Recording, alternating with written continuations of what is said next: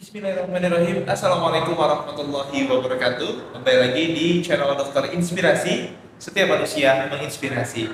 Teman-teman semua, tentu Anda pasti bertanya-tanya apa maksud dari makna kalimat tagline saya tentang Dokter Inspirasi. Setiap manusia menginspirasi. Nanti saya setiap kelipatan 10 video ya, atau nanti ketika punya kesempatan saya akan mengupload di mana saya menghadirkan tokoh-tokoh atau narasumber yang sangat kompeten untuk membahas tentang dunia pendidikan ya, ataupun hal-hal yang bisa menginspirasi dalam kehidupan kita semua, sehingga tayangan video ini nantinya akan terus membawa manfaat dan menambah semangat kita, spirit kita untuk menjalani kehidupan kita ke arah yang lebih baik lagi.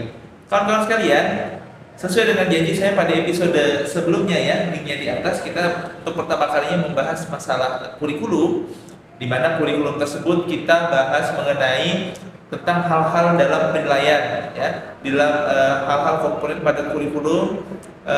Ketika proses pendidikan itu mau bagaimanapun kurikulumnya, pasti 4 poin itu yang selalu dibahas ataupun yang dilakukan. Anda bisa lihat videonya di link di atas, bisa diklik ya teman-teman semua.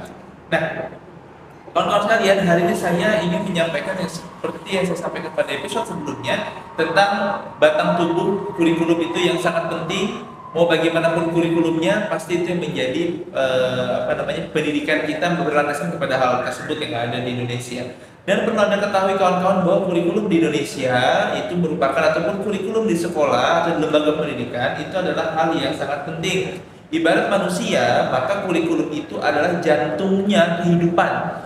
Tanpa adanya jantung, pasti semuanya tidak akan bisa berjalan dengan normal dan maksimal.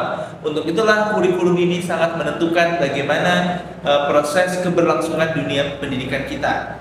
Kawan-kawan sekalian, dalam Undang-Undang Siktiknas ya, Undang-Undang Nomor 20 Tahun 2003 tentang Siktiknas pasal 35 dan 36 yang menekankan perlunya peningkatan standar nasional pendidikan sebagai acuan kurikulum serta berencana dan berkala dalam rangka mewujudkan tujuan pendidikan nasional. Atas dasar itu pula ya, di Indonesia sudah beberapa kali mengalami perbaikan kurikulum, dan yang saat ini berkembang adalah kurikulum Merdeka, dan yang terbaru kemarin itu adalah kurikulum 2013 ya teman-teman semua, dan saat ini kita sudah mengimplementasikan kurikulum Merdeka. Nah, adapun beberapa hal yang perlu kita bahas hari ini adalah mengenai 4 poin yang sangat penting pada kurikulum yang saat ini sudah bertambah menjadi poin 5. Apa itu kira-kira? Kita akan bahas sesaat lagi.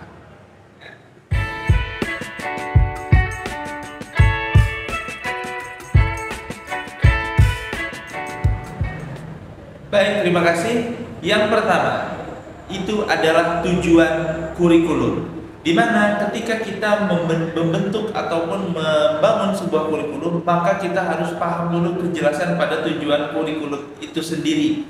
Jangan sampai kita melenceng dari apa yang ingin diharapkan oleh pendidikan nasional kita dan juga pada karakter pendidikan kita yang ada di Indonesia.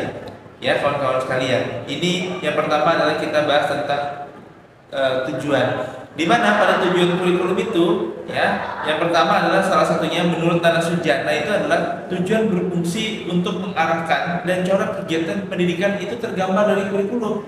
Jadi apabila Anda misalnya melakukan proses pembangunan sekolah baru seperti itu ya, itu akan tergambar bagaimana kurikulumnya dibentuk dan dikembangkan. Yang kedua, yaitu adalah tujuan akan menjadi indikator dan keberhasilan pelaksanaan pendidikan. Kita akan mengetahui sejauh mana ketercapaian pendidikan kita pada kurikulum tersebut, sudah sejauh mana kurikulum kita itu bisa diarahkan.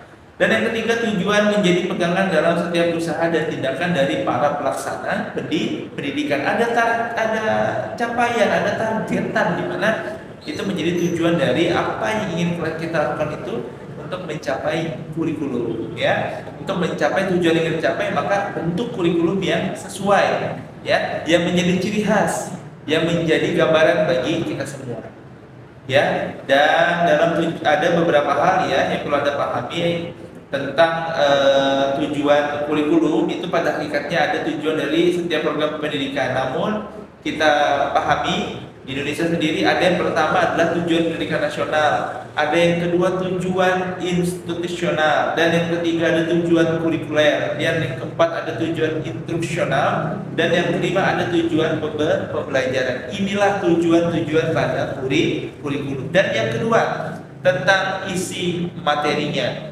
Kira-kira kita ingin membuat ibarat ibarat kita membuat sebuah konten YouTube, maka kita siapkan materinya seperti apa yang ingin kita publish, yang ingin kita ajarkan, yang ingin kita edukasikan, seperti itu kan.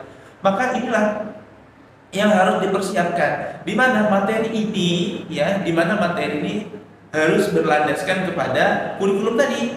Dan kita ingat bahwa ketika kita menyusun sebuah isi atau materi bahan ajar itu harus tergambar, sehingga kualitas pendidikannya akan terlihat pada isi materi tersebut. Kurikulum sudah punya khas, maka isi materinya juga harus memiliki kekhasan yang menggambarkan tujuan pendidikan kita mau ngapain nanti ke depannya ya teman-teman. Lalu selanjutnya yang perlu kita sadari juga bahwa harus memiliki yang namanya proses atau strategi dalam pembelajaran, di mana proses ini itu ketika kita sudah siapkan pada kurikulum, lalu yang kedua juga kita sudah mengetahui pertama tujuannya, yang kedua kita sudah memiliki materinya, maka untuk materi ini untuk tersampaikan kan itu memiliki taktik, strategi, metode, model, dan proses pembelajaran lainnya. Inilah yang dimaksudkan untuk menjelaskan bagaimana strategi pembelajaran ini sendiri, kawan-kawan. Ketika Anda menjadi seorang guru, sudah pahamkah tentang hal-hal ini? Kita harus pahami. Yang kita tuangkan pada namanya silabus atau RPP. Kalau dosen itu namanya RPS ya, teman-teman semua. Nah, mau bagaimanapun kurikulumnya dibolak-balik, pasti ini menjadi komponen penting dalam pembentukan yang namanya kurikulum. Ini menjadi sangat penting sekali. Nah, maka dari itu, kawan-kawan sekalian, proses atau strategi pembelajaran ini juga menentukan tersampaikan dengan baik atau tidak materi yang ingin disampaikan. Ya. Lalu yang terakhir ada yang namanya evaluasi. Nah, ketika semua sudah dilakukan, tujuannya sudah dilakukan, lalu yang kedua kontennya sudah bagus, terus itu juga materinya sudah dipersiapkan, ada targetan berapa kali pertemuan, isi materinya apa saja. Lalu juga kita tidak melupakan hal yang poin yang ketiga tadi, kawan-kawan semua, di mana ada proses dan strategi pembelajaran yang mau ngapain, seperti itu ya. Kita harus pahami. Sehingga ketika kita sudah lakukan itu, kita jangan berpuas diri, maka ada yang terpenting adalah evaluasi. Nah, ketika evaluasi ini tergambar dengan baik, kawan-kawan semua, itu akan menentukan hal apa lagi yang harus kita lakukan untuk memperbaiki yang sudah kita lakukan. Tanpa adanya evaluasi, tentu kita tidak bisa mengukur sejauh mana ketercapaian keberhasilan kita. Evaluasi sangat penting. Ibarat kita belajar ya, maka adanya lakukan evaluasi capaian penilaian. Misalnya kita mengevaluasi siswa kita atau gurunya kah yang bermasalah, maka kita harus lakukan evaluasi tersebut. Itu sangat penting ya teman-teman semua. Dan saat ini di tahun 2023 itu sudah sama-sama kita ketahui bahwa bertambah lagi komponen pada kurikulum itu ada yang namanya teknologi. Ya, teknologi ini adalah menjadi penguat pada sapras, bisa yang menguatkan pada poin materi tadi, dan juga kita harus memanfaatkan pendidikan kurikulum itu juga berbasis kepada teknologi yang ada saat ini. Jangan sampai kita tidak mau mengembangkan cara kita mengembangkan kurikulum dengan anti teknologi. Ini juga sangat penting ya, sehingga teknologi ini juga menjadi poin pada komponen kelima di Indonesia untuk mengembangkan yang namanya kurikulum. Nah, saya ulangi lagi Bapak Ibu semua dan teman-teman semua yang menyaksikan video ini, mungkin Anda menyaksikan ini tayangan video terlalu berat, tapi sesungguhnya ada orang luar pun harus paham sebenarnya bagaimana kurikulum yang ada di Indonesia ini sesungguhnya. Ya, kita harus mengetahui. Yang pertama, kurikulum di Indonesia dia harus memiliki tujuan, atau kita yang membentuk tadi kurikulum ya. Yang kedua juga kita harus menyiapkan yang namanya materi, itu juga penting dalam proses pembelajaran ya. Lalu yang ketiga kita ada yang namanya strategi atau proses pembelajaran. Tuh ada prosesnya, dan yang terakhir ada evaluasi. Dan jangan lupa pada poin kelima dia juga harus berbasis pada teknologi. Kenapa kita harus tahu ini? Karena nantinya minimal kita sebagai orang tua mengetahui, oh saya ingin menyekolahkan anak, saya ingin melihat bagaimana pendidikan di Indonesia. Nah, terkadang kita cuma bisa mengkritisi, terkadang kita hanya bisa melakukan diskusi-diskusi lepas gitu tanpa mengetahui sebenarnya kita punya jalur untuk membahas ini. Kira-kira yang perlu kita perbaiki apanya? Apakah tujuannya? apakah strateginya, apakah isi materinya, atau cara dia mengevaluasi, atau memang tidak berkembang kepada berbasis teknologi. Nah, kira-kira menurut Anda hari ini pendidikan kita pada poin mana yang harus diperbaiki? Menurut Anda silahkan komen. Dan selanjutnya juga menurut Anda pribadi, kira-kira sekolah Anda sudah menerapkan hal-hal ini atau tidak pada kurikulumnya?